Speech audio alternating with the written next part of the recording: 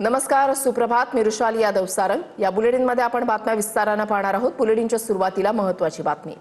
विधान परिषदेसाठी उमेदवारी अर्ज मागे घेण्याचा आजचा शेवटचा दिवस आहे. नाशिकमध्ये गोकुळ गीते लढण्यावर ठाम आहेत. गोकुळ गीते महायुतीचे बंडखोर उमेदवार गणेश गीतेंचे बंधू आहेत.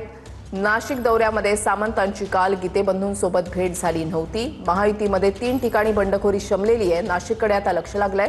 दुसरीकडे छत्रपती संभाजीनगर जालन्यामध्ये सत्तारांचा मुलगा अर्ज मागे घेणार आहे. रायगडमध्ये महेंद्र दळवींची मुलगी जुईली दळवींनी अर्ज मागे घेतलेला आहे. सुनील टिंगरे आज उमेदवारी अर्ज मागे घेणार आहे.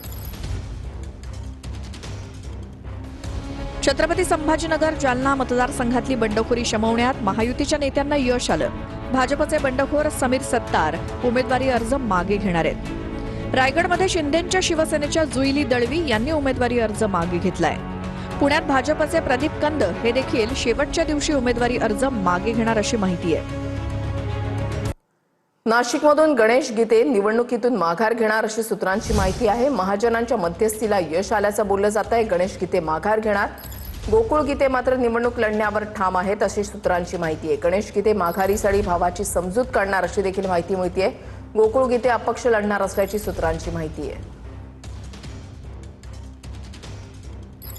सोलापूर विधान परिषद निवडणुकीमध्ये मवियाचा उमेदवार कोण होणार याबाबत आज निर्णय होणार आहे. काँग्रेसच्या आदित्य फतेपूरकरांचा अर्ज बाद झाल्यानंतर मवियाचा उमेदवार कोण होणार याकडे लक्ष लागलंय. पवारांच्या राष्ट्रवादीचे वसंतराव देशमुखांनी पक्षाच्या एबी फॉर्मवर अर्ज दाखल केलाय, तर जीवन जानकरांनी अपक्ष अर्ज दाखल केलेला आहे. ठाकरेंच्या सेनेचे धनंजय डिकोळे तर नागेश अक्कलकोटेंनी अपक्ष उमेदवारी अर्ज हा दाखल केलेला आहे.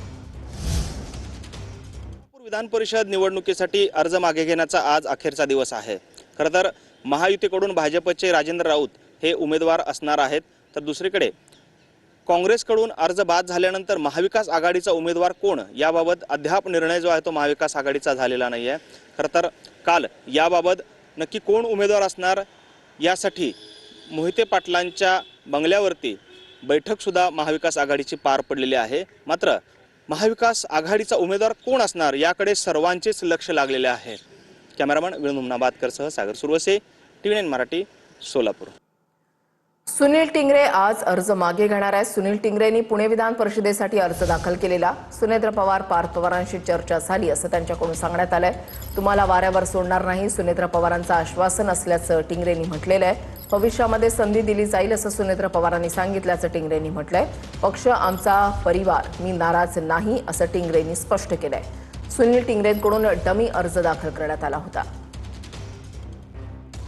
घेण्याची शेवटची तारीख आहे. तुमचा अर्ज जो आहे तो मागे घेणार 100% तसं मी आज माझे वहिनींशी चर्चा झालेली आहे, पारदादाशी चर्चा झालेली आहे आणि त्यांनी मला सांगितलेलं की भविष्यामध्ये आपल्याला योग्य ते सन्मान किंवा वाऱ्यावरती सोडणार नाही असं त्यांच्याकडनं मला शब्द आलेला आहे. जे काय वरिष्ठांनी मला निर्देश देतील ते मी पाळणार आहे. विक्रम काकडे हे तुमच्या पक्षाचे आणि महायुतीचे उमेदवार आहेत. महायुतीचा उमेदवार इथं विजय होईल.